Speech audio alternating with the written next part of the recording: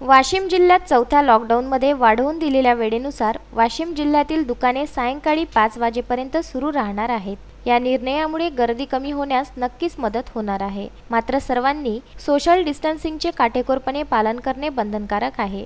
दिलेल्या सवलतीमुळे थांबलेले अर्थचक्र सुरू होणार आहे। वाशिम जिल्ह्यात नॉन रेड झोनच्या अनुषंगाने लॉकडाऊनच्या सुधारित मार्गदर्शक सूचना जारी करण्यात आल्या आहे। सकाळी 9 ते सायंकाळी 5 वाजेपर्यंत सर्व दुकाने सुरू राहणार। तसेच सायंकाळी 7 ते सकाळी 7 वाजेपर्यंत कडक संचारबंदी असणार आहे। सर्व अत्यावश्यक सेवांची दुकाने, कृषी विषयक सर्व सेवा, बँक, खाजगी बांधकामे, मालवाहतूक, शहरी व ग्रामीण भागातील उद्योग, ई-कॉमर्स सुविधा, खाजगी आस्थापना, कुरिअर, पोस्टल सेवा, रेस्टॉरंटमधून होम डिलिव्हरी करण्यास परवानगी आहे। त्यातच 2 महिन्यांपासून बंद असलेली सलून व स्पा ही उघडण्यात येणार आहे।